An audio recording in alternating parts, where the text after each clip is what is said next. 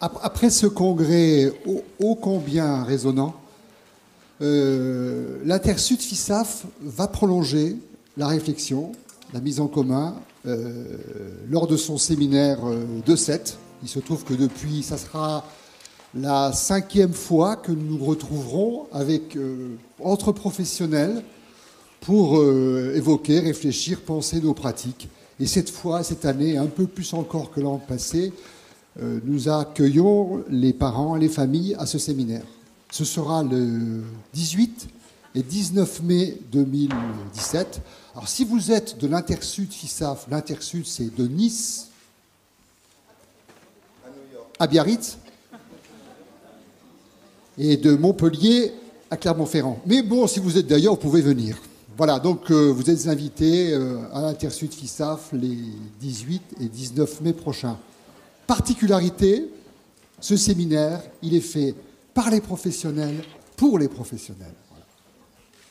Voilà. Et puis, avant de partir, si vous voulez, je voudrais, si vous m'accordez 2 mots, j'ai été apostrophé ce matin, donc je souhaiterais avoir un droit de réponse.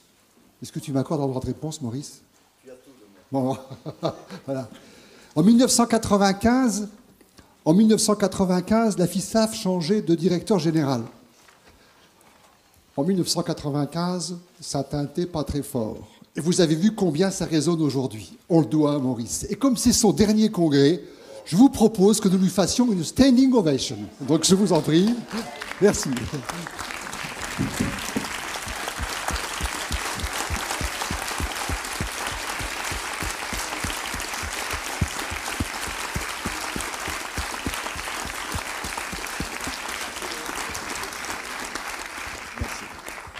Bien, merci. Mais ce n'est pas mon dernier jour de FISAF, donc on attendra un peu. Merci tous. Bien. J'en perds mes moyens, je tombe.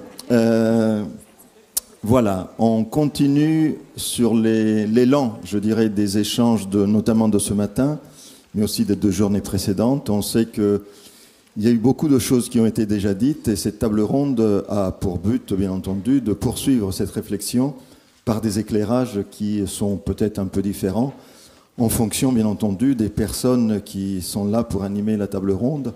Alors, dans l'ordre de proximité, même si on ne va pas les présenter, ils sont déjà présentés tout à l'heure, mais on va faire dans cet ordre-là. Patrick Goé, adjoint au défenseur des droits, il a dit lui-même, ancien délégué interministériel aux personnes handicapées, ancien directeur général de l'UNAPI. Aliette Gambrel, aujourd'hui présidente du CLAPHA et administrateur FISAF. Faut-il présenter le nouveau président de la FISAF? Oui, quand même, Philippe Calmette, qui a été également directeur général de l'ARS du Limousin, qui a été directeur général de la Mutualité française, qui a été directeur général de la FEGAPI. Voilà, donc... Et enfin, un ami qui a été éblouissant au congrès de Lyon il y a 2 ans, dont tout le monde se souvient, Joseph Chovanec, écrivain, philosophe, aujourd'hui en charge d'une mission ministérielle sur le devenir professionnel des personnes en situation de handicap autistique. Et voilà, donc c'est avec eux qu'on va poursuivre cette réflexion, en utilisant bien entendu toute la richesse des débats de ce matin et de ces 2 derniers jours. Alors, une première question. La règle du jeu, c'est, bon, je vais poser des questions individuellement, spécifiques, mais sur lesquelles éventuellement tout le monde peut réagir, bien entendu. Et puis, je vais poser des questions beaucoup plus transversales, sur lesquelles également tout le monde va pouvoir réagir s'ils en ont envie. Mais ces questions sont prises à l'intérieur des débats qui ont agité donc ces deux journées d'échange. Comme le débat, on l'a eu tout à l'heure avec la salle, il n'y aura pas de débat puisqu'il y aura une petite manifestation que je ne présente pas pour garder un petit peu encore, si c'est possible, la surprise de cette petite manifestation qui va suivre. Alors, Patrick, d'abord, peut-être ce serait bien parce que peut-être tout le monde ne sait pas ce que c'est que le défenseur des droits, peut-être tout le monde ne sait pas ce que c'est véritablement cette convention. En tout cas, la question qui est liée à celle de l'application de la Convention de l'ONU est celle qui, aujourd'hui, ce droit s'impose à la France. ce droit pose un certain nombre de principes inéluctables. Et peut-être que la question est, de ton point de vue, du point de vue du défenseur des droits, par les saisines qui sont celles des citoyens, est-ce que ce droit est véritablement appliqué ou pas? Merci Maurice. Alors oui, peut-être tout de suite un petit mot sur le défenseur des droits. Si vous estimez que chez votre voisin on maltraite un enfant, si vous estimez qu'en traversant Arcachon, il y a un membre des forces de l'ordre qui a mal agi à votre égard, si vous estimez que vous avez des difficultés d'accès auprès de votre mairie ou de votre caisse de retraite, et puis si vous estimez que vous êtes victime de discrimination, vous pouvez saisir le défenseur des droits. C'est la défenseur des enfants, c'est la déontologie de la sécurité, c'est la lutte contre les discriminations et la promotion de l'égalité, et c'est l'égalité de traitement auprès des services publics et des organismes sociaux. Alors pour le faire, c'est très simple. Vous allez voir le délégué du défenseur, il y en a pratiquement 500 en France, où vous écrivez au siège, où il y a 250 collaborateurs, vous utilisez le site, où vous nous écrivez, où vous prenez rendez-vous avec le délégué du défenseur. La saisine est gratuite, on va recevoir votre réclamation, on va vous demander éventuellement des précisions, et puis ensuite on va s'adresser à soit la personne morale, soit la personne physique que vous mettez en cause, et on va lui dire, voilà, monsieur ou madame untel, ou la personne morale X ou Y nous indique que vous vous seriez livré à telle distorsion par rapport au droit. Qu'en est-il exactement? Et puis, ensuite, on instruit l'affaire et nous faisons de la médiation. On n'est pas un juge. On est la balance de la justice sans le glaive. On fait de la médiation. Et si quelquefois ça ne marche pas, si on n'y arrive pas, alors là, on peut transférer le dossier au juge.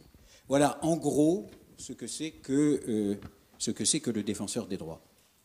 Alors, la Convention internationale relative aux droits des personnes handicapées, pourquoi suis-je conduit à en parler ici? C'est pour la raison suivante. Chaque État signataire de la Convention, elle a donc été adoptée par l'ONU il y a 10 ans, et puis petit à petit, en France, on a franchi les étapes successives. Alors, quand même, un point important, Maurice, c'est que en même temps que l'on faisait la loi de 2005, en même temps, la France était partie prenante à la négociation autour de la Convention internationale des droits des personnes handicapées. C'est d'ailleurs l'équipe que j'animais comme délégué interministériel aux personnes handicapées qui était à la manette pour ce qui concerne la représentation de la France. Mais ce n'est pas la France en tant que telle. C'est une originalité qu'il faut que vous sachiez, et vous allez savoir pourquoi. En fait, c'est l'Union européenne qui négociait au niveau de l'ONU. C'est un des rares textes que l'Union européenne a négocié. La France était membre de la délégation européenne avec 2 autres pays dont je ne me souviens plus. Et en fait, c'est en lien étroit avec le fait que l'Union européenne a une Cour européenne des droits de l'homme et que la France est membre de l'Union et reconnaît cette juridiction comme étant une juridiction supérieure à ses propres juridictions. Donc ça, je pense que c'est important à savoir. Alors, qu'est-ce qu'elle dit? Il faut qu'on dise ce qu'elle dit, cette convention, en quelques mots. C'est le Mexique qui avait pris l'initiative. Les instances de l'ONU ont paniqué quand ils ont vu que le Mexique prenait cette initiative, parce qu'il y a des États qui peuvent prendre l'initiative. Et donc, l'appareil onusien a repris les choses en main. La volonté qui est recherchée, c'est que dans tous les États membres de l'ONU, c'est-à-dire pratiquement tous les États, on assure un égal accès aux droits pour les personnes handicapées.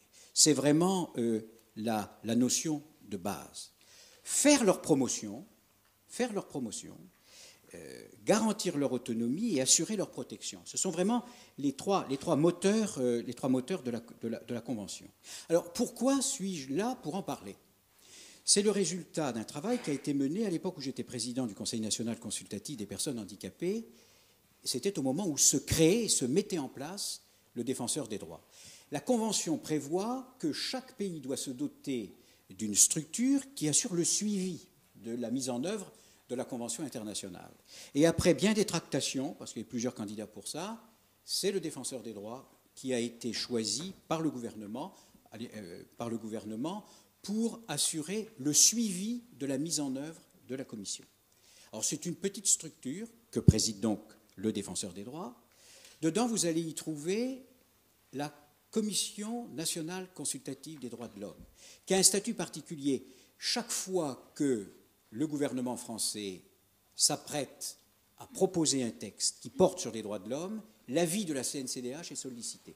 Et d'autre part, elle peut, de son plein gré, de son propre chef, émettre son avis sur des textes qu'elle estime soit ne pas aller suffisamment dans le sens ou ne pas aller du tout dans le sens des droits de l'homme. Donc, CNCDH. Mais l'intérêt de cette convention, et c'est largement une de ses spécificités, elle demande, elle exige que dans l'application du texte, on associe les intéressés et l'ensemble du pays. Ce qui fait que dans le comité de suivi, vous avez, je vais commencer par lui, le CFHE, le comité français des personnes handicapées sur les questions européennes, qui représente donc la population concernée. Et puis ensuite, vous y trouvez, il faut que l'on y trouve un représentant de la société civile. En France, l'institution qui représente le mieux la société civile en ce qui concerne le handicap, c'est le CNCPH, Conseil national consultatif des personnes handicapées, que vous connaissez, et qui donc siège au sein de ce comité. Et puis, avec un statut particulier, qui est plutôt un statut d'observateur, on y trouve le secrétaire général du comité interministériel du handicap. Mais il n'y est que comme associé. Et c'est donc à ce titre-là que je peux aujourd'hui m'exprimer devant vous sur la question de la mise en œuvre de la Convention. Mais on se heurte à un problème majeur.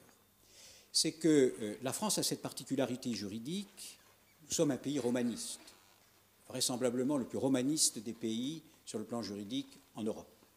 C'est-à-dire que peu d'instances considèrent que ces textes internationaux sont des textes à effet direct sur la législation, la réglementation et la jurisprudence. Ça, c'est une spécificité française. Et jusqu'au Conseil constitutionnel, qui, à diverses reprises, a indiqué qu'il ne leur reconnaissait pas cette force juridique. Je pensais d'ailleurs, moi, pour avoir travaillé sur une mission dans le cadre de l'IGAS pour son compte, que le nouveau président du Conseil constitutionnel romprait avec cette tradition. Finalement, après réflexion, il a fait savoir qu'il ne romprait pas avec cette tradition. Donc, c'est difficile. Et le colloque dont je vous parlais tout à l'heure et auquel vous êtes invité, c'est une démarche politique de la part du défenseur des droits. C'est de demander, en l'occurrence, à un magistrat honoraire de la Cour de cassation, donc à un membre, à la retraite maintenant, mais un membre de la juridiction suprême dans le domaine civil, de nous dire en quoi un texte de cette nature peut être d'effet direct et en quoi celui-là en particulier est d'effet direct. Donc nous allons développer ça à la faveur de ce colloque. Pourquoi ? Si la législation française est insuffisante, si les moyens dont nous disposons pour obtenir l'application de la législation française ne sont pas à la hauteur, il faut que nous puissions avoir recours à l'engagement que la France a pu prendre en signant cette convention. Et donc, le colloque sera l'occasion de réfléchir sur l'effet direct de tous ces textes et sur l'effet direct particulier de ce texte pour le secteur du handicap. Mais ça ne suffit pas. Ça, ce n'est pas une aimable conversation de juristes éminents. Il faut que nous ayons les réactions et les engagements, à la fois des acteurs publics. En quoi, moi, ministre de ceci, en quoi, moi, député de telle circonscription, en quoi, moi, président du conseil général départemental machin, en quoi, moi, maire de telle ville, je peux m'inspirer, voire évoquer dans une affaire juridique la Convention pour inspirer et faire respecter ma politique. Donc ça, ce sera le... Alors, si j'évoque vous avez bien compris que si j'évoque le colloque, c'est pour vous donner envie d'y venir. Et puis ensuite, ça permet de décliner la problématique. Et puis, dernier point, tout ça c'est bien, mais c'est fait pour une population donnée. C'est fait pour les Français en situation de handicap. Donc il faut que l'on sache aussi ce que la société civile en pense, la société civile représentative. Et j'ai voulu que l'on lève un défi. Je souhaite qu'au titre des associations, ce soit, pas uniquement, mais notamment l'association Nous aussi, qui participe à cette table ronde. Vous savez ce que c'est l'association Nous aussi? C'est cette association de personnes handicapées intellectuelles qui recourt au facile à lire et comprendre, moyen d'accessibilité pour accéder aux droits pour ces femmes et ces hommes, et je les ai invités à venir à cette table ronde. Alors, utiliser le facile à lire et comprendre pour évoquer des sujets juridiques, ce n'est pas évident. Pour les juristes, ce n'est pas facile, mais c'est pratique pour tout le monde, parce que ça rend audible la question juridique pour tout le monde. Je vois que Joseph opine du chef, il est d'accord avec moi, je le ferai savoir que vous êtes d'accord avec moi. Et donc, c'est ça le but de ce colloque. L'élément fort. Alors, vous avez donc certainement repéré que l'on négociait la Convention en même temps que l'on faisait la loi de 2005. Ce qui fait que la législation française, aujourd'hui, elle est l'une de celles qui sont les plus en lien avec la Convention, même s'il y a des manques. J'ai parlé de la capacité juridique tout à l'heure dans mon intervention, c'est le cas, mais c'est aussi le cas du statut de l'accessibilité. L'ONU dit comme nous. Elle dit, on s'est inspiré d'ailleurs grâce à toi, on s'est inspiré, il faut que je lui rende cette justice. J'ai rencontré Maurice peu après ma nomination comme délégué interministériel et je lui dis, pardon pour ceux qui pourraient se sentir concernés, mais on va avoir du mal à faire changer le paradigme qui préside à la politique du handicap. On va rester sur la classification de Wood, on va rester sur la prédominance des déficiences. Et il me dit, eh écoute, moi je pense qu'il y a quelqu'un avec lequel on travaille et qui peut peut-être t'aider, c'est l'équipe de Fougerolas. Et c'est le processus de production du handicap. On y a eu recours, et d'ailleurs, c'était un des moteurs intellectuels de la discussion autour de la préparation de la Convention. Et donc, il est venu, j'ai réuni les membres des cabinets ministériels, j'ai réuni les fonctionnaires, il a fallu que j'en retienne certains pour qu'ils restent parce qu'ils avaient vraiment envie de partir, mais ça a été le début d'une appropriation de ce paradigme nouveau. L'accessibilité collective et la compensation individuelle sont les deux ressorts de l'accès des personnes en situation de handicap, handicapées, aux droits. Aux droits, pas des majuscules, aux droits des minuscules avec un S, c'est-à-dire à l'ensemble de ces droits. Et la Convention, elle offre une méthode pour y parvenir, mais qui n'est pas facile, ne serait-ce qu'en termes sémantiques. C'est l'aménagement raisonnable. Qu'est-ce qu'il faut que l'on entende par aménagement raisonnable? Dans les pays anglo-saxons, c'est une approche pragmatique, c'est-à-dire c'est ce qu'il faut faire pour que les parties prenantes à la construction de l'accessibilité s'entendent. Rendre les choses accessibles pour les uns, bénéficier de cette accessibilité pour les autres. Chez nous, où on appréhende, même dans le domaine juridique, les questions sous l'angle idéologique, il y a deux interprétations. Pour le prescripteur d'accessibilité, c'est le maximum de ce que je peux faire. Pour le bénéficiaire de l'accessibilité, c'est tout ce dont j'ai besoin pour pouvoir être et vivre dans la cité. Donc nous avons aussi, au moyen de la Convention, un outil pour créer une rencontre entre ces deux dimensions. Voilà, hein, en gros, pour ce qui concerne la Convention internationale, mais de toute façon, la logique des choses, l'évolution inévitable, c'est l'édification progressive de ces textes en textes prenant une valeur supérieure aux textes locaux. C'est inévitable. Et les évolutions technologiques et la mondialisation non seulement rendent inévitable cette évolution, mais rendent indispensable cette évolution. Et la France peut, sans prétention, dans les politiques qui sont les siennes, nonobstant tous les manques et toutes les défaillances que l'on a pu, ne serait-ce que ce matin, constater, la France peut prendre sa part dans ce travail-là, d'autant qu'elle rayonne encore sur le plan culturel. On a parlé ce matin de la culture. Et moi, quand je faisais mes études, on parlait de civilisation. Et puis c'est un mot que l'on a écarté. Pourquoi? Parce que derrière tout ça, il y avait l'idée qu'on était allé porter la civilisation aux autres. C'est une question de culture. Et de culture, c'est autre chose, la notion de culture, que la notion de civilisation. Et la Convention est un outil pour la globalisation culturelle de la question du handicap. Voilà, Monsieur le Directeur Général. Merci, Monsieur l'Adjoint. Alors, spontanément, il y a deux questions qui me viennent. Et alors, j'ouvre, bien entendu, aux autres débatteurs cette question-là que tu soulèves dans mon esprit. À savoir, la première question, est-ce qu'une société de droit individuel, c'est le seul moyen de faire société? Est-ce qu'elle nourrit véritablement toute la logique de la solidarité? Est-ce qu'elle répond à l'exigence de la justice sociale? Le risque, c'est pas de faire une espèce de judicialisation de la société et de mettre les différentes catégories les unes contre les autres. Est-ce que c'est le seul recours à l'immobilisme des politiques? Ça, c'est la première question. Et la deuxième, c'est est-ce que dans une logique inclusive et dans une société inclusive, est-ce qu'il est logique d'avoir un droit particulier? Voilà, donc j'ouvre aux autres, pour l'instant.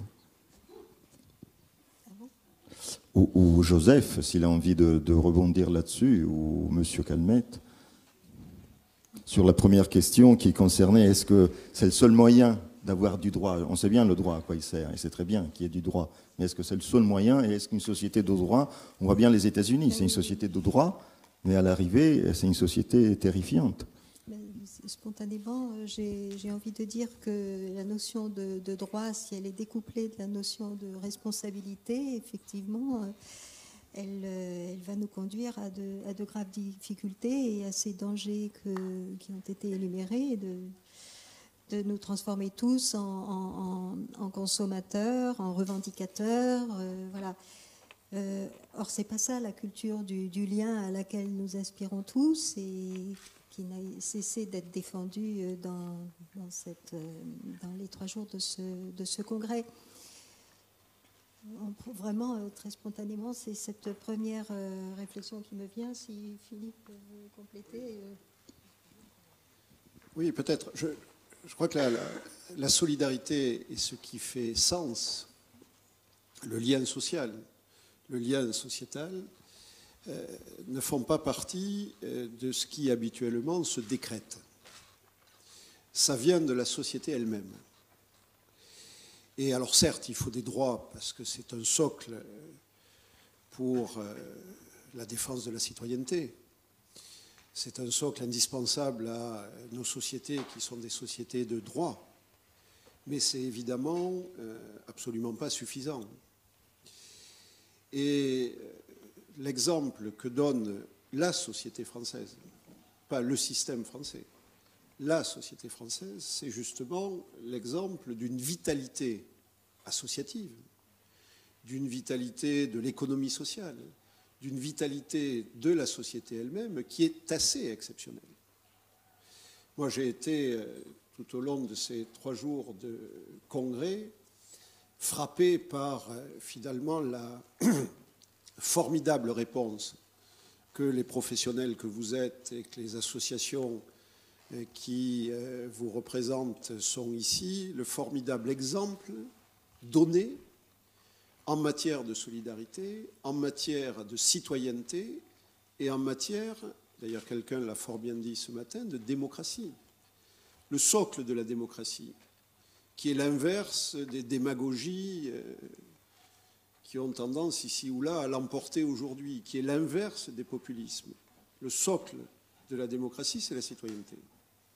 Et nos métiers, vos activités, la responsabilité des associations, c'est de faire vivre la citoyenneté des personnes handicapées, mais bien au-delà de l'ensemble des populations de ce pays. Et c'est là que nos métiers et nos pratiques, sur un champ a priori limité, qui est celui de l'accompagnement des personnes handicapées, nos métiers, vos métiers, ont un sens universel, parce qu'ils sont la démonstration que le travail de fond, le travail essentiel, le travail de société, le travail qui fait sens, qui fait lien, eh bien c'est un travail d'accompagnement auprès des plus fragiles, auprès de tous ceux qui seraient en décrochage vis-à-vis de la citoyenneté. Donc il y a dans vos métiers, dans vos pratiques, dans ce que font les associations, dans ce que fait l'économie sociale aujourd'hui dans ce pays, une formidable vitalité qui est le contrepoint finalement des démagogies, des populismes qu'on peut de nos jours malheureusement voir se développer de plus en plus fortement. Donc voilà, les droits c'est bien, mais c'est pas suffisant. Il faut que la société se mobilise, fasse sens, fasse solidarité, fasse groupe humain, et c'est bien ça. Le sens qui est celui de nos métiers et qui est celui des associations. Je pense que Joseph, vous partagez cet avis-là. Merci beaucoup. Alors, vous savez, je m'exprime à titre tout à fait personnel, évidemment, quitte à être un petit peu dérangeant, voire décalé. En tout cas, en effet, merci Monsieur Calmette. En effet, je pense qu'en matière de handicap, notamment, ce que fait la société ou le groupe humain en tant que tel est déterminant. Dans la société kanak, par exemple, eh bien sûr que l'autisme n'est pas connu sur le plan médical. Le terme autisme peut-être évoque les otites, voyez, donc peu importe. Mais en tout cas, la personne elle-même, quel que soit, je dirais, son label ou non-label médical, aura par exemple sa case, une case située à côté de celle d'autres membres de sa famille, aura de quoi manger 3-4 fois par jour, et en l'absence de tout cadre juridique, évidemment. Voyez. Et rien que cela, c'est déjà formidable. C'est fantastique, car bien sûr que les choses ne sont pas roses au quotidien, mais néanmoins, c'est déjà formidable qu'une personne, même différente, même très différente, reste, je dirais, dans un cadre social et ne soit pas, par exemple, placée pour parodier la fameuse phrase de Charles Gardou dans des lieux spéciaux avec des spécialistes et que sais-je d'autre encore. Voyez. Donc, ce que peut faire la société en tant que telle, c'est fondamental. Et vous savez, si on prend l'exemple, cette fois totalement inverse, je dirais des pays très occidentaux, économiquement, entre guillemets, avancés, si vous prenez l'exemple, que sais-je, du Canada ou tout ce que vous voulez. Alors, là aussi, faites attention, il y a des Québécois dans la salle. C'est très bien, c'est très bien. Eh bien, là aussi, ce que fait la société est absolument majeur. Par exemple, les gens connaissent spontanément l'autisme. Donc, si vous marchez dans la rue, beaucoup de gens savent que vous êtes comme cela. Voyez. Et rien que cela, en dehors de tout cadre juridique, c'est déjà un pas fantastique, formidable. Ensuite, pour ce qui est de la question des droits avec un S à la fin et de l'aspect, on va dire, communauté ou autre, je pense qu'il y a un malentendu à cet égard, un malentendu profond. C'est la traduction du mot communauté, community. Une communauté en anglais américain, ça ne veut pas dire une communauté en français de France. Quand une association française fait un café autisme, au Québec, ça s'appellerait un événement communautaire. Voyez. Donc l'un n'est pas fondamentalement distinct de l'autre, mais simplement l'usage du terme peut faire croire que les sociétés anglo-saxonnes seraient par exemple communautaristes. Et cela dit, je crois, occulte un phénomène assez problématique à mon sens, et pardon d'être brutal dans mon phrasé, je veux dire par cela qu'en matière d'handicap, c'est souvent plutôt la politique française qui était franchement communautariste, en distinguant tel handicap de tel autre, en instaurant une sorte de lutte concurrentielle entre tel bloc de handicap, pour parler très schématiquement et un peu brutalement, les aveugles contre les sourds, contre les qui arrachera, je dirais, le plus gros morceau, avec naturellement comme effet regrettable le fait que des handicaps, je dirais, moins bien défendus, pour toutes sortes de raisons, peu importe à la rigueur ici, eh bien se retrouvent avec au mieux des petites miettes. Et c'est très problématique. Alors, restons sur cette... gardez le micro, puisque la deuxième question, elle vous est adressée. On a bien senti tout au long de ces 3 journées l'importance des catégorisations. On a bien senti les difficultés à sortir de ces schémas de pensée. Aujourd'hui, vous avez une mission ministérielle. Et moi, j'ai envie de vous demander si vous n'avez pas l'impression que malgré un discours qui est porté aujourd'hui suite au rapport Pifto, qui est porté par l'énergie de Madame de Saulle, la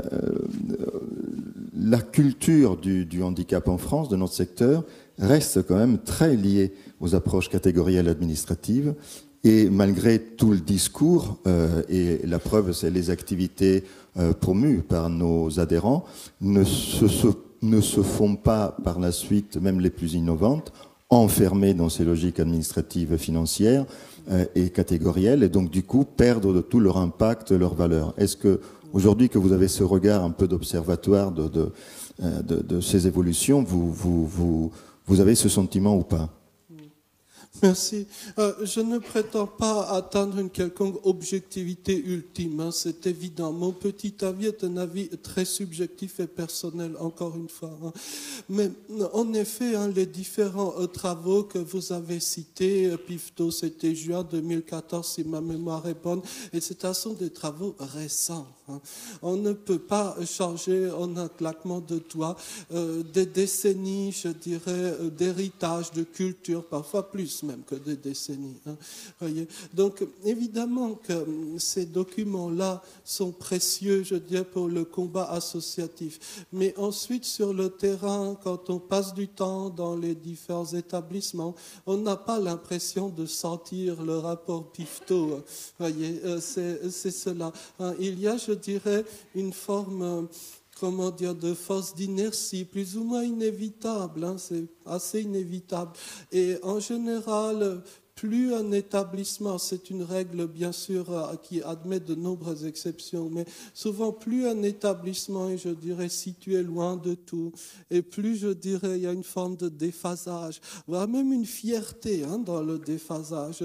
Alors, sans vouloir citer qui que ce soit et quel établissement que ce soit, hein, il n'est pas, je dirais, rare qu'à mon arrivée, dans mes petites visites semi-amicales aux établissements, il n'est pas rare que de me retrouver devant presque une sorte de jury constitué par tout le personnel de l'établissement, me demandant d'abjurer, que sais-je, l'hérésie américaniste de l'approche cognitiviste, par exemple, ou alors d'abjurer l'errance de l'État ou du gouvernement en matière de handicap, par exemple. C'est très commun.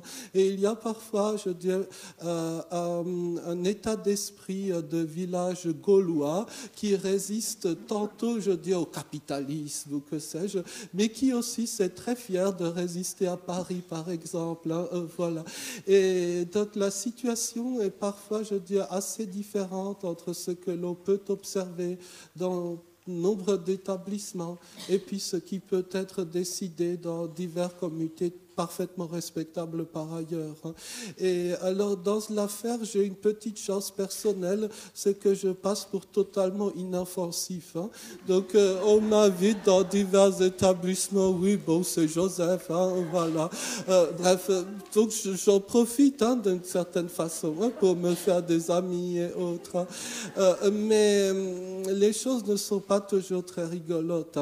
Et je dois dire que même, par exemple, aujourd'hui, il y a des établissements flambant neufs qui sont construits avec, je dirais, des moyens conséquents, qu'on imagine aisément, et qui, dans leur conception, ne suivent absolument pas une connaissance même minimale des particularités des personnes qui sont accueillies ou seront bientôt accueillies dans l'établissement. Ce sont des points préoccupants, voyez-vous. Et il y a un autre, je dirais, volet de blocage, pardon d'être pessimiste, mais régulièrement, notamment pour, je dirais, les départements en situation économiquement fragile. Il y a un autre point de difficulté qui sont, je dirais, les élus locaux qui défendent l'emploi local. C'est très bien, c'est leur mission. Mais dès lors que cet emploi local implique la perpétuation de pratiques parfois inadmissibles ou, je dirais, de choses contraires, je dirais, à toute forme d'éthique, de convention de l'ONU ou que sais-je d'autre, là, on est véritablement en difficulté. Et si je peux permettre une toute dernière petite phrase, à mon sens, l'avenir, si avenir moderne on peut esquisser ou envisager. L'avenir, ce n'est pas au fond des bois, à mon sens. Deligny, c'était très bien après la Seconde Guerre mondiale, après les horribles événements des asiles psychiatriques des années 45, etc., les morts et tout cela. C'était très bien de partir loin de tout. Mais maintenant, je pense plutôt que l'avenir est dans la vie, dans la cité, plutôt, et non pas au fond des bois, bien que j'aime la nature. Pardonnez ma longue tirade. Oui, alors, avant d'aborder un sujet qui a été abordé à plusieurs reprises aujourd'hui sous des formes et des terminologies différentes, qui est celui de la désinstitutionnalisation, puisque ce que vous dites me fait un petit peu penser à ça, on va l'aborder par la suite. On va recenser un peu quelques difficultés par rapport aux phraséologies, au discours commun. On s'accorde tous ici, bien entendu, et c'est un socle incontournable, qu'il faut recueillir la vie de la personne elle-même, qu'il faut faire participer la famille, bien entendu, à l'expression des besoins, à l'évaluation des réponses, etc. Et c'est une question plutôt pour Aliette qui est à la fois, je dirais aujourd'hui, impliquée dans la mise en œuvre des politiques et également, comme elle l'a rappelé maman, mais parfois dans les cas les plus difficiles, notamment sur les personnes qui sont le plus éloignées du langage, etc. C'est extrêmement difficile de recueillir l'avis ou le consentement de la personne. Alors comment on peut véritablement s'y prendre? Parce que ça fait partie, je pense, de toute cette logique de droit qui se met en place pour donner la parole même aux plus fragiles, même aux plus en difficulté. Patrick rappelait le lire facile, c'est un des moyens, bien entendu, mais parfois c'est même pas adapté à ces personnes qui sont le plus en difficulté. Alors comment peut-on faire par rapport aux équipes pour recueillir ces avis et pour respecter le droit? C'est là que je sens que je vais faire redondance après tout ce qui a été dit tout au long de ce congrès. Mais d'abord, la question, à mes yeux, me semble brûler les étapes. Parce qu'avant l'étape du recueil, il y a pour moi vraiment l'étape de l'accueil. C'est-à-dire qu'on ne peut pas prétendre recueillir bien les attentes ou les besoins des personnes si on ne s'est pas mis en capacité, en disposition de bien reconnaître, de bien comprendre la personne, de bien l'accueillir. Et dans l'accueil, si on y réfléchit... Ce qui rejoint un peu la question de Joseph en disant mais ces bâtiments qui sont construits en dépit déjà de toute forme d'accessibilité. Oui. Mais c'est ça, la notion d'accueil est une notion, c'est juste d'insister là-dessus, multidimensionnelle. Il y a l'accueil physique, et il est important, les conditions architecturales de l'accueil et matérielles. Mais il y a aussi la dimension éthique de l'accueil, émotionnel.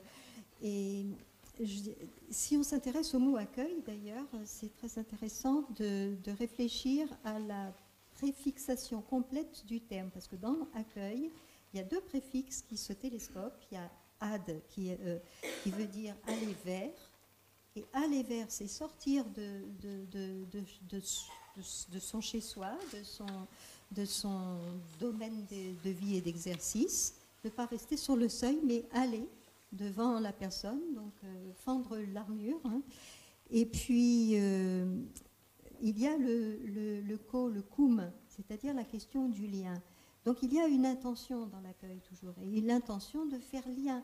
Et il faut que ça soit perceptible à toutes les parties. Et quand on accueille, on se dévoile aussi, c'est-à-dire qu'on expose ce qu'on est, et on expose dans les deux sens, c'est-à-dire qu'on donne l'information sur ce qu'on est, sur le cadre, regardez ce qui se passe à un niveau domestique, quand on accueille quelqu'un, on lui indique où sont les toilettes, où sont les lieux où il peut se rafraîchir, etc., dormir éventuellement, voilà. Mais c'est vraiment ça qu'il y a au cœur de cette notion d'accueil. Et c'est à partir de là, si l'accueil est bien fait, si on est vraiment en situation de disponibilité... De bienveillance, en fait. Oui, mais bon, bienveillance, c'est encore un mot valise qui s'impose tellement par sa perfection que, dans le fond, on ne sait pas très bien ce qu'il indique. Mais il faut en revenir vraiment au menu traduction de la vie, inscrite dans la vie quotidienne que peut revêtir ce mot-là. Et c'est aussi ce qui se passe, qui se joue et qui fonde la confiance. Souvent, et on se le dit souvent, les parents qui viennent à la rencontre des professionnels, ce sont des personnes souvent simples, souvent même en difficulté sociale. Et c'est sur ces petits éléments, ces menus éléments de dévoilement, d'accueil, de disponibilité. On accueille la personne comme elle est, comme elle vient, avec ses défauts, son agressivité éventuelle, et on ne la juge pas. Ne pas la juger, mais la recevoir comme elle est, tout entière. Eh bien, c'est là-dessus, sur ces éléments-là, que se fonde la confiance dont on a assez dit à longueur d'atelier, combien elle était un élément essentiel pour la co-construction qui va advenir.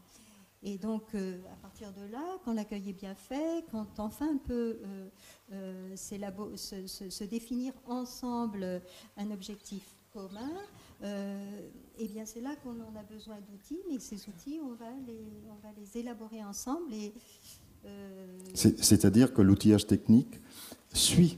Pardon ? L'outillage technique suit quelque chose qui est de l'ordre d'une approche psychologique. Voilà. Alors, à la fois, il le suit et à la fois, il est déjà dans la pensée, parce qu'un accueil, ça se prépare. Et ça se prépare aussi dans la perspective. Je parlais de l'intentionnalité de l'accueil, dans la perspective de ce qui va suivre. Et ça, c'est de la responsabilité des professionnels que d'avoir la vue sur ce qui se passe, sur ce qui va probablement, en tout cas, se jouer, sur les enjeux et sur les objectifs possibles. Mais sans idée d'introduire une compétition des points de vue.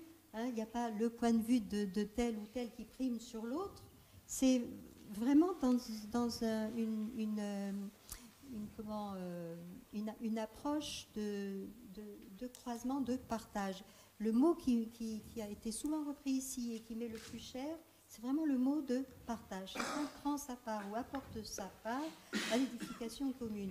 Et quand tout à l'heure, on parlait des droits et que moi, en retour, je parlais de la responsabilité, c'est vraiment la question du chaînage des responsabilités, mais qui doit être porté à la connaissance, à la compréhension, à l'information de la personne.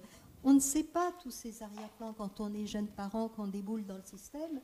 On ne connaît pas la complexité du cadre, les possibilités qu'offre le cadre, l'arrière-plan législatif, on ne sait pas tout ça. Donc donner aux parents, donc un devoir d'information, un devoir de... Donner à la personne ces éléments-là, ces clés de compréhension. La clé, c'est l'ouverture de la porte. Eh bien, c'est déjà permettre que le projet puisse s'élaborer. Alors, on l'a vu aussi, on a vu beaucoup de choses, on a abordé quasiment tout ce que vous dites sous d'autres formes. On sent bien que derrière ce que tu dis là, il y a deux dimensions à mon sens. Il y a celle de la formation et il y a celle de l'organisation des lieux et celle de l'organisation du système humain. Alors, j'ai envie de poser à Philippe et à Patrick, qui ont été à la fois directeurs d'ARS, délégués interministériels, directeurs de structures associatives, ces questions-là de la formation, de l'organisation, de l'accueil, est-ce que ce sont des questions qu'aujourd'hui vous sentez être présentes dans les projets associatifs ? Est-ce que vous sentez que le projet associatif porte encore ou c'est plus une technocratie qui s'occupe plus de projets d'établissement, projets de service? Parce que là, on parle véritablement de valeurs qui fondent un projet associatif. Qui veut rebondir?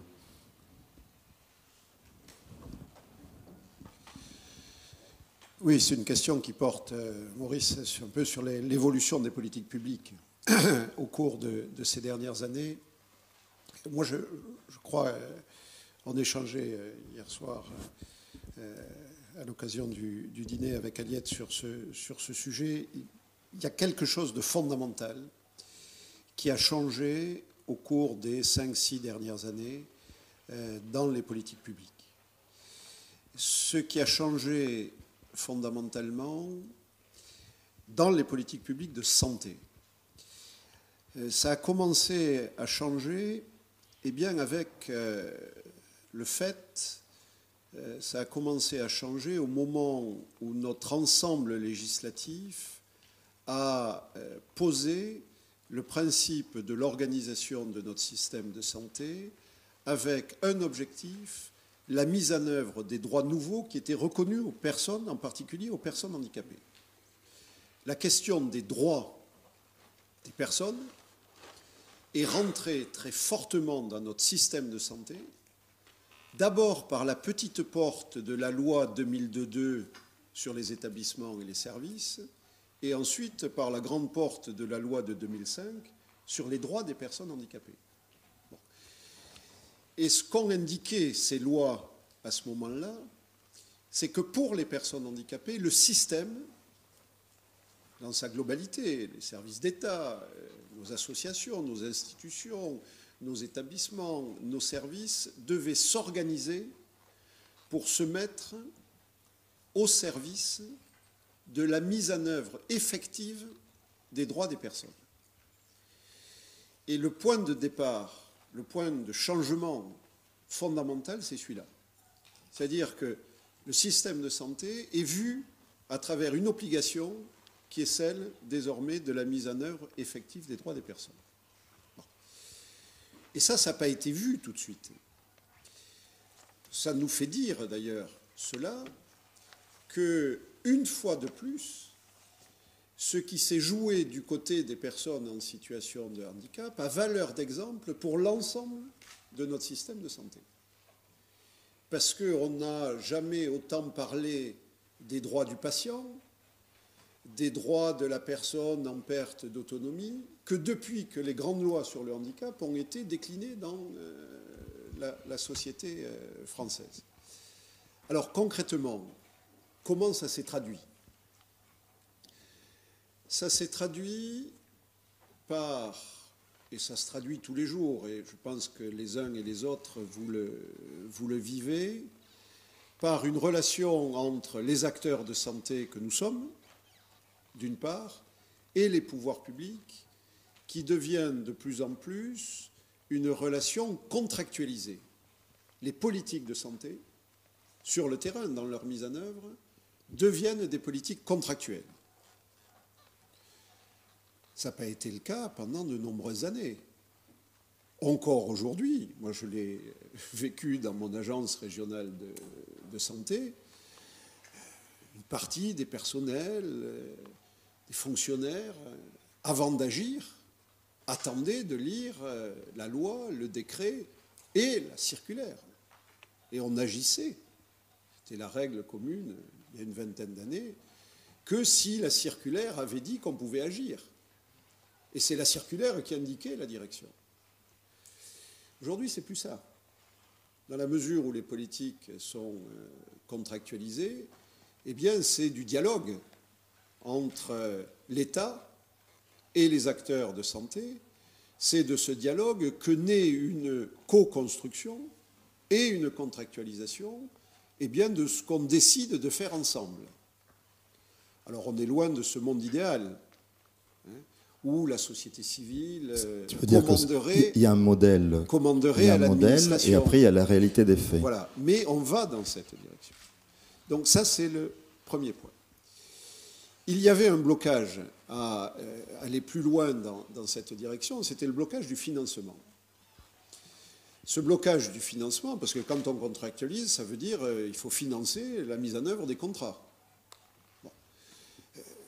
Ce point de blocage a été levé avec la mise en place en 2012 et puis encore plus fortement en 2013 de ce qu'on connaît tous maintenant, qui sont les fonds d'intervention régionaux. Les fonds d'intervention régionaux, ce sont des masses financières qui ne sont pas fléchées à telle ou telle action, qui sont à la main des agences régionales de santé et aussi de l'assurance maladie, qui a un rôle à jouer dans le processus de décision, et qui viennent financer la mise en œuvre effective des contrats. les fonds régionaux d'intervention représentent aujourd'hui 3,2 milliards d'euros. C'est-à-dire que ça représente 1,2% du total des dépenses de santé du pays. C'est relativement peu en pourcentage. Mais c'est quand même le moyen utile, suffisant pour financer les politiques de contractualisation. Alors pour contractualiser, il faut évidemment avoir des acteurs qui se positionnent sur de l'innovation, sur de la construction de parcours, et qui vont piquer aux fesses leur administration ARS ou leur administration départementale en disant, voilà, moi j'ai un projet, j'ai un dispositif, une plateforme, un réseau que je souhaite mettre en place parce qu'ils correspondent aux objectifs de décloisonnement, aux objectifs de travailler ensemble, aux objectifs d'équipe pluridisciplinaire, aux objectifs de travailler avec l'éducation nationale, de travailler avec les entreprises ordinaires, de travailler avec la cité. Et ce projet-là, je viens vers vous pour contractualiser et pour qu'ensemble, on en définisse le cadre et les moyens. Vous représentez, au sein de cette fédération, avec vos pratiques anciennes de travail en équipe, de pluridisciplinarité, de travail avec l'éducation nationale, avec le monde des entreprises, avec la cité, les associations, qui sont les associations du mouvement FISAF, représentent une expérience et un savoir-faire extrêmement puissants de ce point de vue. Ce n'est pas le cas. C'est pas le cas dans beaucoup d'autres institutions, certaines autres institutions du champ médico-social. Et je crois qu'on a une responsabilité, nous, mouvement FISAF, vous, sur le terrain, avec vos collègues, avec les autres associations, une responsabilité d'entraînement dans cette direction, qui est celle du dialogue, qui est celle de la co-construction, qui est celle de la négociation de contrats avec les autres associations du champ du handicap. Et il y a un petit côté missionnaire, il y a un petit côté pionnier à mettre en œuvre et à pousser dans ce sens-là. En tout cas, les pouvoirs publics et les politiques publiques, c'est loin d'être leurs habitudes, c'était loin d'être leurs pratiques, mais depuis quelques années, depuis les lois fondamentales dont on vient de parler, depuis la loi HPST, depuis les dispositifs zéro sans solution qui ont été construits par Marie-Sophie de Sol, Denis Pifteau, qui sont des gens qui viennent de notre milieu. Donc un projet associatif qui est un projet de mobilisation de la société. Peut-être, oui. Moi, je suis convaincu qu'en matière de santé, et là encore, le champ du handicap en est l'illustration, les choses ne bougent qu'à l'initiative de la société civile. D'accord. Les grandes lois du handicap, mais même si on remonte à la loi de 75, ou si on remonte avant la loi de 75, aux créations même des associations, les pouvoirs publics ont vu les choses se passer. C'est la société civile qui a été en pointe. Et ensuite, les pouvoirs publics, à la remorque de la société civile, ont fait des lois, des règlements pour essayer d'organiser. Donc ce qu'on disait sur la posture d'acteur social. Patrick, un mot là-dessus pour compléter le propos ? Oui, et moi, ce que je vais donner comme réponse, je vais le faire à la lumière du comité d'entente du défenseur des droits qui regroupe les principales associations et à la lumière des saisines qui nous parviennent. Il ne faudrait quand même pas s'imaginer que l'on vit dans l'idéal. Il y a 20 critères de discrimination. Sur les 20 critères de discrimination, le deuxième en nombre de saisines qui nous parviennent, c'est le handicap. C'est le handicap dans l'emploi, c'est le handicap dans l'obtention des moyens qui sont nécessaires. D'abord, il y a une diversité de handicaps. C'est une réalité. Donc, il y a une diversité de situations et une diversité de besoins. Donc, en toute hypothèse, au-delà des approches idéologiques, technocratiques, etc., ce qu'il faut, c'est que chaque personne handicapée puisse trouver une réponse qui soit adaptée. C'est la règle d'or. Ça, c'est mon métier de directeur général de l'UNAPI qui me l'a appris. Il faut une réponse adaptée, il faut une réponse adaptée, il faut une réponse qui puisse évoluer, et il faut une réponse qui soit durable. Ça, c'est la feuille de route unanime que tout le monde doit partager. Et le système ne doit être conçu qu'en fonction de ça. Quand j'ai animé les travaux du groupe de travail sur l'avancée en âge des personnes handicapées, ça nous a conduit à regarder la situation telle qu'elle est. Alors, on est héritier d'une histoire, d'un dispositif qui a évolué, etc. La loi se résume par son titre. Égalité des droits et des chances. Elle était très en avance, elle parlait d'égalité des droits déjà. Et des chances.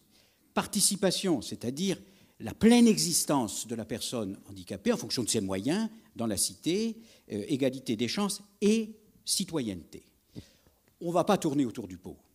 Puisqu'on est à la veille d'échéances importantes, il faut faire une analyse objective et mettre à plat le dispositif qui est en charge de la gestion de la question du handicap. Les conclusions du rapport Piveteau, les initiatives prises par Marie-Sophie et son équipe, il faut, à partir d'eux, réclamer, revendiquer, c'est la raison pour laquelle je suis d'accord avec Philippe, il faut que la société civile soit partie prenante de la décision politique. Alors il faut adapter les institutions dans ce sens-là. Partie prenante de la décision politique. Et moi, je me suis mis à la place d'une personne, d'une famille, des parents très âgés ayant un enfant âgé. On fait quoi de lui? Bon. Jusque-là, ils ont assumé. Il y en a beaucoup qui sont dans cette situation. Et ils se disent, maintenant, qu'est-ce qu'il faut faire? Alors, ils regardent ce qu'on leur propose. C'est le bazar. Il y a l'ARS, réforme inachevée parce qu'on a dissocié la santé du social. C'est une erreur d'un point de vue stratégique. Il y a déjà quelque chose à regarder. Ensuite, dans la répartition, il y a la question de la répartition des compétences et des responsabilités. Vous avez des inégalités territoriales terribles dans ce pays, qui ne sont pas liées à la décentralisation d'ailleurs, hein. C'est par l'organisation générale. La situation l'état dans lequel se trouve une personne en situation de handicap dans les Yvelines, et puis dans un département, je suis en train de faire une tournée des MDPH où j'ai posé la première pierre quand j'étais délégué interministériel. Je les appelle et je leur dis, je voudrais savoir ce qu'est devenu cette première pierre. Bon, non pas pour faire votre procès, mais pour voir quelles sont les difficultés que vous rencontrez et qu'est-ce qui ne va pas. Non, il y a une inégalité de traitement dans notre société. Ça doit être parce que ça, l'égal accès aux droits, l'adjoint du défenseur des droits, il ne peut pas dire autre chose. Hein. Donc, on bricole et les acteurs sont obligés de faire avec la nécessité de bricoler. Alors, je ne suis pas en train de dire que rien ne se fait, je ne suis pas en train de dire que dans ce qui se fait, il n'y a rien de bien, bien au contraire.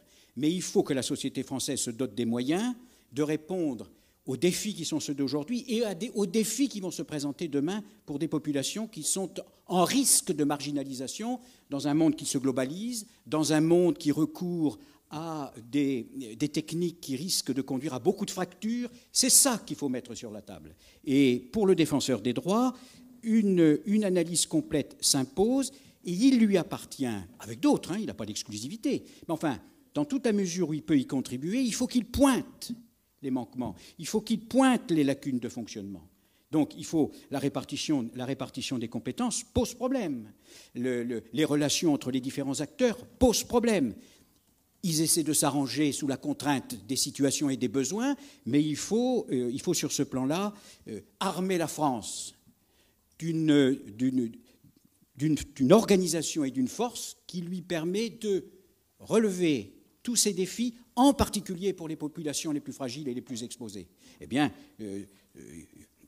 j'adhère à ce que Philippe vient de dire sur les pas qui sont franchis, les réalisations qui sont obtenues, tout ce qui peut être fait dans un cadre comme celui de la FISAF, etc. Mais on prend de la hauteur, on prend du recul, on fait le diagnostic, il y a beaucoup de choses à faire, et la seule crédibilité que l'on peut accorder aux politiques, c'est de regarder en face ces réalités et avec la société civile, avec celles et ceux qui au quotidien sont confrontés à ces problèmes-là, essaient de les démêler. Écoutez, la famille très âgée qui cherche une solution pour son enfant handicapé, hein, je vais vous dire, elle regarde, elle se renseigne, on lui dit il y a une MDPH, on lui dit il va y avoir une MDA, on lui dit il y a une Maya, on lui dit il y a un clic, on lui dit c'est le bazar. Les choses sont faites pour les prestataires, elles ne sont pas suffisamment faites pour les bénéficiaires. C'est ça la vraie citoyenneté. Mais ça suppose qu'il y ait une transversalité dans les travaux. Vous savez, à la veille d'une élection, vous avez la tribune des cultureux, vous avez la tribune des sociaux, vous avez la tribune des économiques. Tout ça, ça ne discute pas ensemble. Or, tout se tient. C'est un peu ce que j'ai voulu dire ce matin.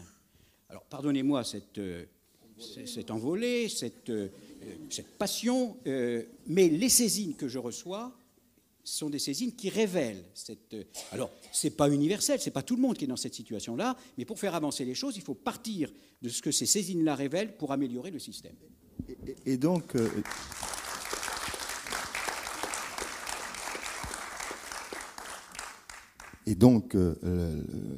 la parole à Joseph pour dire, aujourd'hui, vous êtes un petit peu passé aussi de l'autre côté de la barrière, puisque vous avez cette mission ministérielle.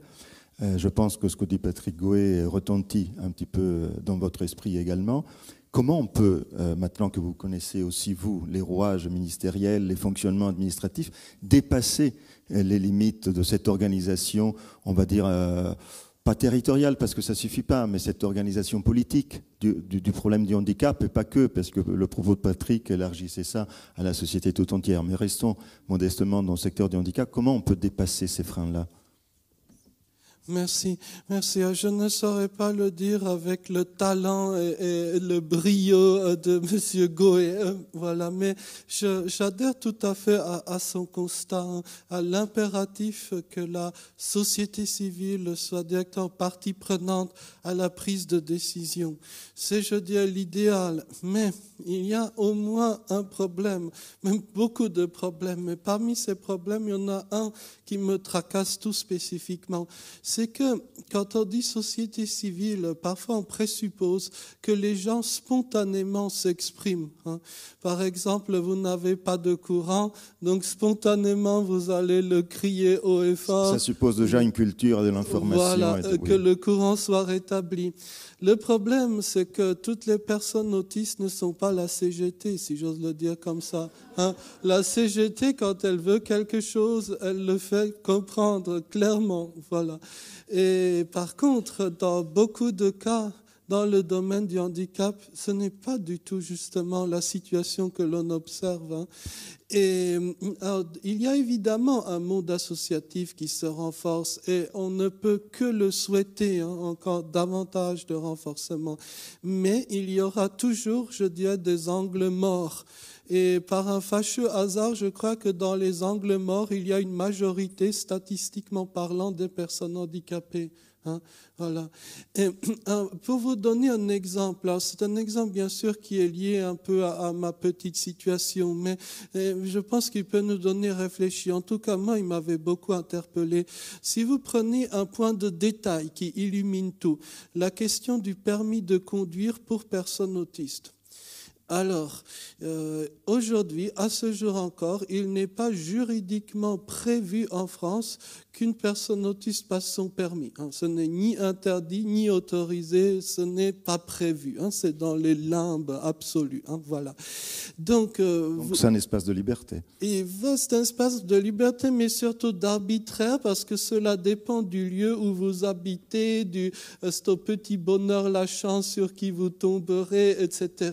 Bref. Mais ce que je voulais, là, pourquoi je citais cet exemple? Parce qu'il nous trahit une chose très douloureuse. C'est que pendant des années, toutes sortes de comités peuvent se réunir avec une présence associative sans que personne ne soulève cette question-là. C'est quand même très, très inquiétant de se rendre compte de ce genre de phénomène.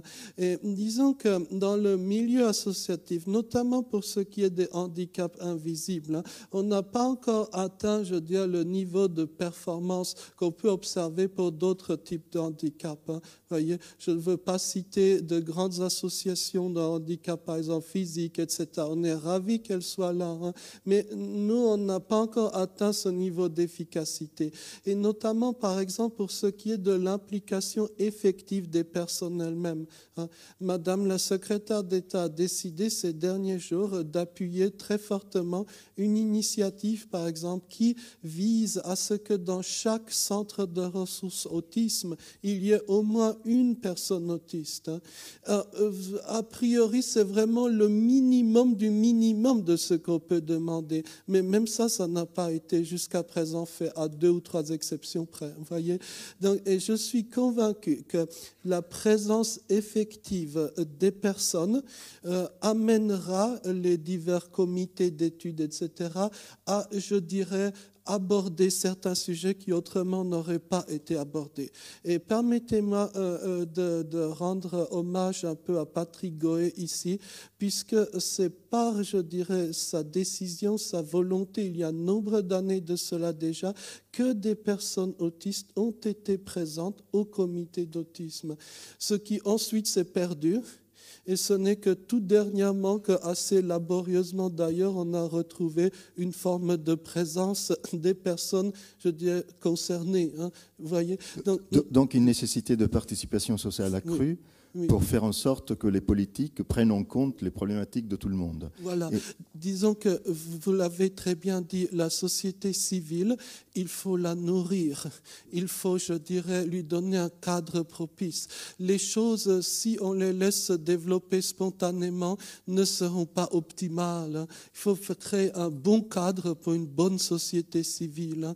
Je pense qu'Aliette voulait aussi réagir sur cette question avant que je vous pose la dernière, peut-être. Merci. Merci, c'est très important ce que vient de dire Joseph, mais justement, en matière de cadre propice, il en est un qui se dessine et qui est amené par la réponse accompagnée pour tous et qui m'a valu de vivre un événement pour moi réconfortant cette semaine sous la forme de la présentation du guide du diagnostic territorial partagé. Et c'est ce cadre-là du diagnostic territorial partagé qui amène justement dans le même tour de table, dans cette action d'examen, d'analyse des ressources et des faiblesses d'un territoire donné, à la fois les professionnels, les administratifs, quel que soit leur secteur d'appartenance, et les personnes elles-mêmes, les familles également, concernées par des situations de handicap, pour les personnes qui ne peuvent pas elles-mêmes directement exprimer leur situation. Ce diagnostic territorial partagé va être vraiment un instrument méthodologique, à mes yeux, en tout cas tel qu'il nous a été présenté par l'ANCREAI cette semaine, ou la semaine dernière, un instrument précieux précisément pour faire advenir cette démocratie en santé à laquelle il était fait allusion. Et puisque j'en suis à parler de la démocratie en santé, je voulais faire connaître aussi un deuxième événement heureux qui donnera ce qu'il donnera, je ne sais pas, mais qui ne peut pas faire de mal. C'est la parution de la charte du parcours de santé et du guide d'accompagnement de ce parcours de santé. Et cette charte présente à la fois 3 principes et 4 objectifs dans lesquels on retrouve notamment la nécessité d'installer, de considérer les professionnels de la santé et les patients et les personnes elles-mêmes, les usagers, est-il dit dans le texte, comme partenaires. Ce mot d'ailleurs n'est jamais apparu au cours des 3 jours. On a parlé de collaboration directement, on n'a jamais parlé de partenariat, mais maintenant la charte le fait, elle parle de l'usager partenaire. Et puis elle parle aussi de la nécessité de faire participer à la décision la personne elle-même usagée du service de soins. Et à partir de cette notion d'usager aussi me revient, encore une fois, puisque je voudrais souligner combien quand même il y a énormément de réflexions qui font convergence en ce moment, que le rapport du Conseil supérieur du travail social, remis en 2015, avait cet intitulé formidable, refonder les rapports, je ne sais plus si c'est humain ou entre les personnes, hein, mais c'était ça, avec en sous-titre « Merci de ne pas nous appeler usagers ». C'est quand même... Alors, allez-y, applaudissez. Voilà. Non, applaudissez l'avènement de cette initiative. Voilà. Tout à fait. Donc une mission. Alors, c'est pas parce que c'est une des questions que je voulais vous poser et que j'ai pas eu le temps ni j'ai trouvé l'espace pour la poser que je la pose là. Mais je sais que c'est un mot galvaudé, c'est un mot que je n'aime pas personnellement. Mais je voudrais qu'une minute chacun, vous puissiez réagir sur le mot, parce qu'on sent bien sur ce que tu dis notamment, qu'il y a une idée de désinstitutionnalisation quand même, au sens large du mot, parce que souvent les établissements comprennent que c'est un reproche qu'on leur fait, vous êtes institutionnalisé, mais l'administration est institutionnalisée, la politique est institutionnalisée. Donc on sent que pour aller vers la rencontre, il y a une recherche de désinstitutionnalisation. Alors, la question, je la pose à Joseph, et puis à vous trois également par la suite. Qu'est-ce que vous entendez, vous, par désinstitutionnalisation ? Merci. En effet, je suis un peu en difficulté parce que je ne veux pas, je dirais, paraître trop provocateur. Mais en tout cas, le terme institution en tant que tel ne désigne pas, je dis dans son sens premier, une sorte d'enclos grillagé. C'est pas ça l'idée. Le terme institution en tant que tel ne me dérange pas. En français québécois, le mot clinique ne veut pas dire la même chose qu'une clinique en France. Et voyez, donc, le mot en tant que tel est une chose.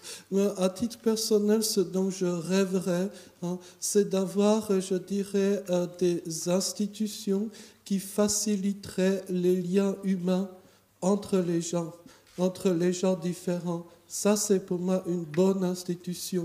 Et comment ça, pratiquement, comment vous le voyez ? Je crois que, par exemple, dans beaucoup de pays, en Allemagne, par exemple, je vais de plus en plus souvent par là-bas, eh bien, vous observerez par exemple, un appartement partagé dans un immeuble du centre-ville avec une boulangerie tout en bas. L'appartement est partagé entre 3, 4 personnes, que sais-je, et y compris pour toutes sortes de formes, si j'ose dire, lourdes de handicap. Bon, le mot lourd est toujours problématique, mais bon, vous avez compris.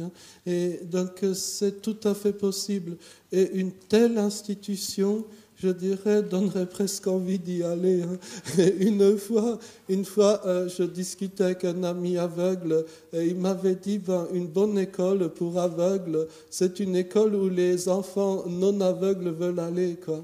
Voilà. Peut-être que ça peut avoir ce référentiel-là. Philippe, tu veux réagir sur le mot ? Oui, moi je pense que c'est un mot d'ailleurs qui nous vient de problématiques qui étaient des problématiques canadiennes et des problématiques d'Europe de l'Est, avec des situations qui étaient réellement des situations d'enfermement de type asilaire. Asilaire, oui. Bon. Donc l'origine de ce terme-là, dans notre histoire des 25-30 dernières années, c'est celle-ci. Donc c'est un terme qui, à mon sens, est totalement inadapté aux enjeux de la société française et aux enjeux des personnes handicapées dans la société française. Donc c'est un débat que j'aime pas trop. D'abord, c'est un terme négatif, alors que nous sommes tous en mouvement pour du positif, du changement, de l'amélioration. Donc je crois qu'il ne faut pas prendre ce terme-là pour nous, pour le système français. Il ne faut pas faire d'autoflagellation par rapport à ça. Je crois qu'il ne faut pas remettre en cause, en ouvrant ce débat en France, ce qui a pu être fait par les associations depuis l'après-guerre, par la création de services, par la création d'établissements qui étaient à l'initiative des familles, à l'initiative des associations, à l'initiative des personnes handicapées elles-mêmes, qui était un formidable progrès par rapport au vide d'absence totale de solutions qui existait auparavant. Voilà, les sujets d'aujourd'hui en France, ce n'est pas la désinstitutionnalisation, c'est les sujets qu'on évoquait tout à l'heure, c'est le sujet de la société civile en mouvement, c'est l'enjeu des associations et des personnes handicapées dans leur rôle exemplaire par rapport au reste de la société, c'est donner du sens à nos métiers, à nos pratiques. Voilà, c'est ça les sujets. Autre sujet, la relation avec les tutelles, les financeurs, les administrations, ça c'est un sujet, les choses évoluent, elles sont en mouvement, beaucoup reste à faire. un peu a été fait dans le bon sens. Voilà, ça c'est les sujets d'aujourd'hui. L'institutionnalisation, c'est un débat dans lequel il faut absolument éviter de s'enfermer. Aliette. Alors, c'est un débat, de toute façon, qui existe, qui a le mérite de faire réfléchir, donc je l'assume, je n'en ai pas peur, mais à condition qu'on s'entende bien sur les mots, d'autant que le débat, enfin que la désinstitutionnalisation est inscrite dans les politiques européennes, donc par emboîtement de politique publique, par emboîtement gigogne, il nous faut bien quand même nous interroger sur la manière dont nous allons aménager cette désinstitutionnalisation avec discernement. Alors d'abord, clairement sur le terme, désinstitutionnalisation ne s'oppose absolument pas à institution, mais à institutionnalisation. Et c'est une chose de poser une institution, c'est une chose d'instituer, c'est une autre d'institutionnaliser. Et le sens tel que le développait très justement Philippe, le sens péjoratif attaché à cette institutionnalisation, elle apparaît on ne peut plus clairement dans l'affreux intitulé de la recommandation du Conseil des ministres de l'Europe relative, publiée je crois en 2013, je ne sais plus, il n'y a pas si longtemps que ça, mais il y a quand même déjà quelques années, et qui a pour titre recommandation relative à la désinstitutionnalisation des enfants. Vous vous rendez compte, ça sonne un peu comme désincarcération. C'est affreux de penser que des enfants puissent être institutionnalisés. Mais ça fait sûrement allusion voilà. à ce qu'évoquait Philippe tout à l'heure. Et il ajoute, ce qui éclaire le sens, et à la vie en société. Eh bien, il y a moyen de vivre en société, particulièrement pour les personnes qui sont les plus dépendantes, à l'intérieur d'une institution bien pensée, comme le disaient et Joseph et Philippe. Et à telle enseigne d'ailleurs que j'ai en tête une excellente action recherche qui a été commandée par l'association Andas, avant qu'elle ne soit absorbée par l'APF, et qui avait pour objet de définir la spécificité du métier de directeur d'établissement pour enfants et adultes polyhandicapés. Et ils ont donné pour sous-titre à l'action recherche un lieu pour habiter le monde. Et une institution bien pensée, peut-être pour cette catégorie de pensée, de public, véritablement un lieu pour habiter le monde. Je pense, oui, ça me fait penser que par association d'étymologie, on a vu disparaître le mot instituteur. Et le mot instituteur, à mon grand regret, qu'il ait disparu, le mot instituteur, précisément, renvoyait bien à cette action magistrale que menaient très bien les instituteurs, les premiers, les hussards de la République, celle de donner précisément une place à cette personne qu'on élève à la condition de citoyen pour lui permettre, en lui donnant tous les éléments pour lui permettre de jouer son rôle de citoyen. Eh bien, nous sommes tous un petit peu, peu ou prou, des instituteurs sans le titre, mais nous voulons comme tels des contributeurs à donner une place dans le monde, dans la société, à cette personne que nous accompagnons, que nous voulons accompagner au mieux. Donc l'institution, là je reprends une phrase que j'ai entendue d'une amie médecin qui a été directrice du CESAP et qui disait, cette phrase paradoxale mais profondément juste, pour désinstitutionnaliser, il faut beaucoup d'institutions. C'est-à-dire avoir bien compris tous les enjeux attachés vraiment à cette règle commune, au contrat social, à ces résonances. À ces résonances. Voilà. Patrick, un mot ? Oui, moi je disais tout à l'heure que chaque personne doit trouver une réponse adaptée, qui puisse évoluer, qui soit durable. Je suis en train de faire un tour des MDPH. Elles me disent toutes, vous savez, malheureusement, aujourd'hui, on prend deux décisions. On a la réponse qu'il faudrait apporter et il y a la réponse que l'on apporte par défaut de ce que l'on ne peut pas donner. Donc ça, c'est très important. Et c'est le casse-tête des MDPH. Donc j'ajoute à ce qui vient d'être dit, auquel j'adhère, j'ajoute ce point-là. Il il n'y a pas une seule MDPH qui ne dise pas la décision que je prends, c'est pas celle que j'aurais dû prendre. En tout cas, c'est pas dans la majorité des cas. J'apporte une réponse par défaut. Et selon la nature et la gravité du handicap, eh bien, on voit bien que les réponses vont, pourvu que ce soit adapté, de l'institution jusqu'à la présence dans le milieu ordinaire, avec de la flexibilité, de l'évolution possible, etc. Bien. Il ne faudrait pas que dans une vicieuse compréhension du mot, cette désinstitutionnalisation serve d'alibi justement au déficit de création de places. Absolument. Alors, le mot de la fin revient au président. En 2 minutes, pour garder le timing qui nous est imposé par le programme, et la FISAF dans tout ça.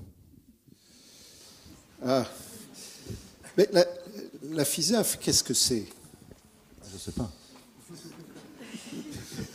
La FISAF, c'est...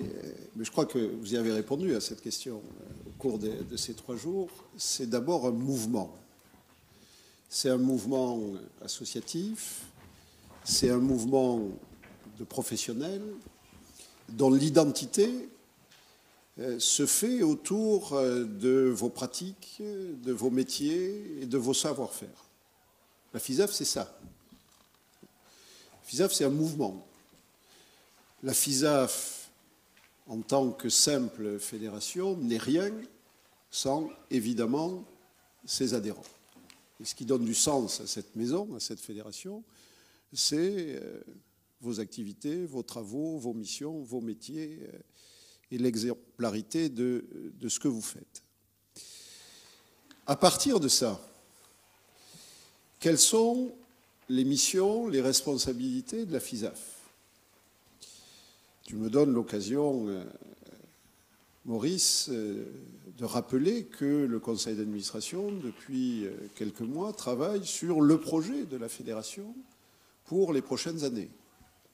Travaille, c'est-à-dire réfléchit à des propositions qui vont ensuite être discutées, amendées, modifiées par vous tous. Notre réflexion aujourd'hui, elle se structure autour de 3 orientations. Première orientation, elle est essentielle, elle ne change pas. La FISAF, c'est d'abord la représentation et la défense des droits des personnes handicapées. La FISAF, c'est un combat pour que les droits dont on a parlé tout au long de ces 3 jours deviennent des réalités. Transformation des droits en réalité. Que la vie quotidienne des personnes, que la vie de tous les jours, que l'accès aux droits communs deviennent une réalité. Ça, c'est notre priorité.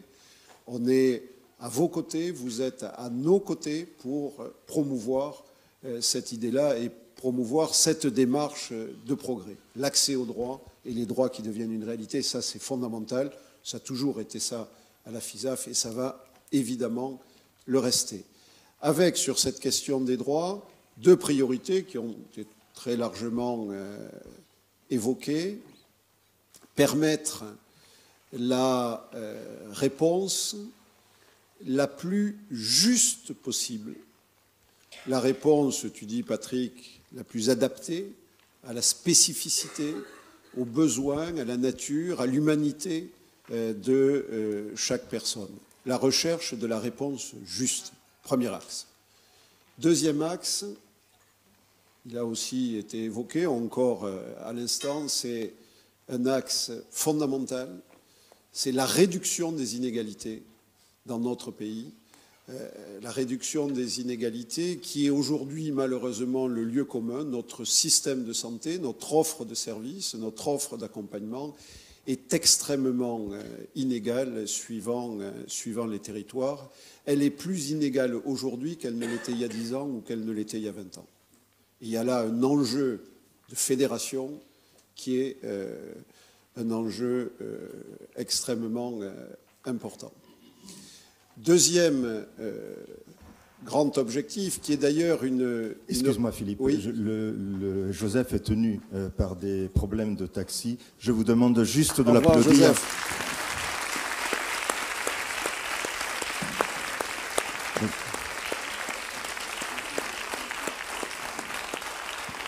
Joseph, merci.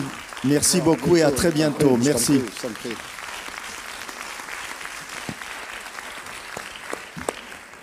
Pardon. Joseph et Aliette prennent le même train.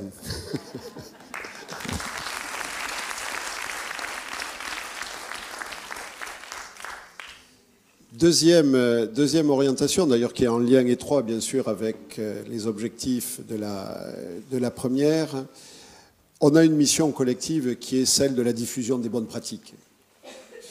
La réduction des inégalités, c'est d'abord la diffusion des bonnes pratiques. C'est pas que ça, mais ça commence aussi vers l'environnement. Alors, diffusion des bonnes pratiques, d'abord entre nous, à l'intérieur du réseau. La richesse et l'intérêt que les uns et les autres avaient pu manifester pour ces 3 jours de congrès, c'est d'abord ça. C'est le plaisir de l'échange entre nous, entre vous, sur les pratiques des uns et des autres pour retenir ce qui marche, ce qui se fait de mieux ailleurs et pouvoir le reproduire. Donc, diffusion des bonnes pratiques, d'abord entre nous.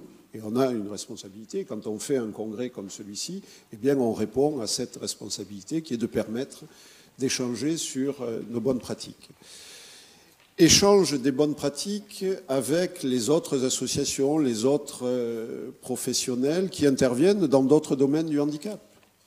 Moi, je suis surpris, et il faut améliorer évidemment cela, de voir encore le cloisonnement qui peut exister entre nos organisations et nos institutions. On gagnerait, les personnes handicapées gagneraient à ce que nous travaillions ensemble, à ce que nous échangions sur nos pratiques, à ce que nous fonctionnons plus en équipe, à ce que nous soyons capables d'organiser des congrès scientifiques, par exemple sur nos bonnes pratiques, pour échanger, pour diffuser ici en France, mais aussi avec les praticiens d'autres pays, en Europe ou dans le monde. Il y a un enjeu collectif à relever sur la diffusion des bonnes pratiques au niveau national et au niveau international entre les professionnels des métiers de l'accompagnement que vous êtes. Et puis, ce que je disais un peu en introduction aussi du Congrès, diffusion des bonnes pratiques vis-à-vis de toute la société. Il y a dans vos métiers une exemplarité qui est celle de l'apprentissage de la citoyenneté, l'accompagnement vers la citoyenneté. Et dans une société française de plus en plus fractionnée, de plus en plus divisée, avec un pourcentage de la population en situation d'exclusion, en situation de marginalisation, en situation de fragilité, eh bien cet enjeu social de maintenir tout le monde dans la citoyenneté, dans le mainstreaming, comme disent les anglo-saxons, eh bien c'est un enjeu qui va bien au-delà du monde du handicap, mais qui est de plus en plus un enjeu pour la société française et vos savoir-faire, vos métiers, vos pratiques, la philosophie de vos métiers, eh bien c'est le socle de la citoyenneté, et la citoyenneté c'est le socle de la démocratie. Donc il y a là une responsabilité extrêmement importante. Et enfin, pour terminer rapidement, 3e mission, mais je le répète, on va revenir vers vous dans les prochaines semaines et dans les prochains mois pour organiser un vaste débat, une vaste discussion sur ces objectifs. Eh bien, c'est déployer au sein de la FISAF des services qui soient des services nouveaux et surtout des services qui correspondent à vos besoins d'aujourd'hui. On citait tout à l'heure la marche en avant vers la contractualisation, la co-construction. Concrètement, dans la vie de tous les jours, des professionnels que vous êtes ou des gestionnaires associatifs que vous êtes, eh bien, ça représente ou ça peut représenter certaines difficultés, certains obstacles dans les relations avec les administrations, avec les financeurs. Et la FISAF doit se mettre en ordre de marche pour pouvoir vous aider à mieux affronter ces dossiers, ces difficultés, ces obstacles. Donc, c'est la question des services, de l'ingénierie que l'on met à votre disposition. Voilà la 3e orientation de la FISAF. Mais tout cela, je le répète parce que c'est essentiel, la FISAF, c'est d'abord vous. Et ce que nous sommes en train de réfléchir et de vous proposer, bien évidemment, au bout du bout, c'est vous qui en déciderez. Merci. Bien. D'abord, on va aussi applaudir Patrick.